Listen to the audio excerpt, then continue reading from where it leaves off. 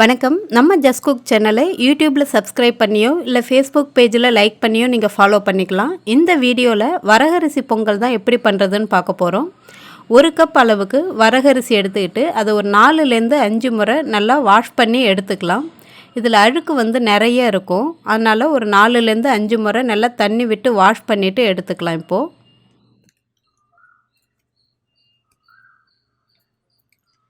இப்போது இது நல்லா சுத்தம் பண்ணியாச்சு. இது கூடவே 1/2 கப் அளவுக்கு சிறுபருப்பு எடுத்திருக்கேன். எந்த கப்பால் நம்ம வரகரிசி எடுத்தோமோ அதே கப்பால் 1/2 கப் அளவுக்கு சிறுபருப்பு எடுத்துட்டு இது ரெண்டுத்தையும் நல்லா ஒரு 2 முறை நல்லா வாஷ் பண்ணிவிட்டு ஒரு 10 நிமிஷம் நல்லா ஊற வச்சுக்கிறேன்.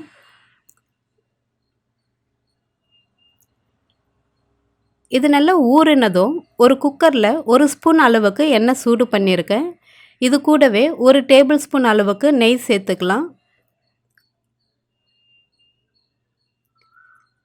நெய் நல்லா சூடானதும் 1 டீஸ்பூன் அளவுக்கு மிளகு, 1 டீஸ்பூன் அளவு ஜீரகம் சேர்த்துக்கலாம்.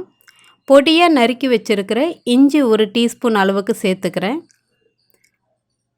தீ குறைவாகவே இருக்கட்டும், அப்படி இல்லைன்னா சீக்கிரம் எல்லாமே கருகி போயிடும். அதனால் மிதமான தீயில் வச்சுக்கோங்க.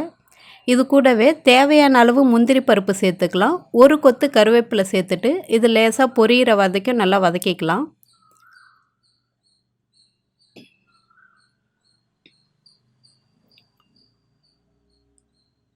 இந்த மிளகு, ஜீரகம், முந்திரியெல்லாம் நிறம் மாதிரி பொரிஞ்சதுமே நம்ம இதுக்கு தேவையான தண்ணி ஊற்ற போகிறோம். நான் மொத்தமாக 4.25 அளவுக்கு கப்பு அளவுக்கு நான் தண்ணி சேர்க்குறேன். அதாவது 1 கப் வரகரிசிக்கு 2 கப் தண்ணி, 1/2 கப் சிறுபருப்புக்கு 1 கப் தண்ணி சேர்த்துட்டு எக்ஸ்ட்ராவாக ஒரு 1.25 கப்பு நான் தண்ணி சேர்க்குறேன். அப்போ தான் பொங்கல் அந்த பதம் கரெக்டாக இருக்கும்.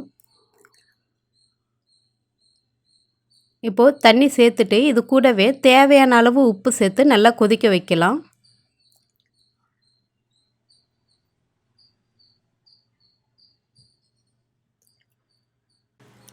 இது நல்லா கொதித்ததும் நம்ம ஊற வச்சு எடுத்து வச்சுருக்கிற வரகரிசியவும் இது கூட சேர்த்துட்டு நல்லா கலந்து விட்டுட்டு குக்கரை மூடி போட்டு மூடிடலாம்.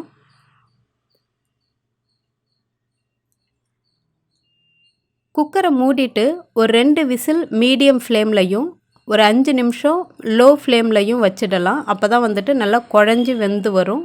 பொங்கலும் அதோடைய பதத்துக்கு கரெக்டாக இருக்கும்.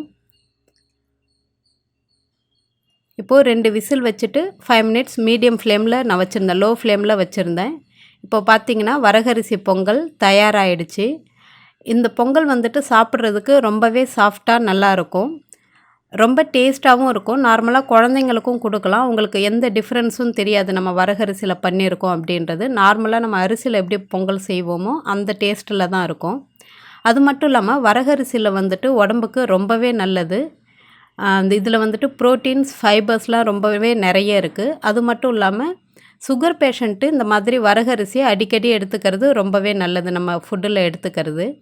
இந்த வீடியோஸ் உங்களுக்கு பிடிச்சிருந்ததுன்னா உங்கள் ஃப்ரெண்ட்ஸோடையும் ஷேர் பண்ணிக்கோங்க.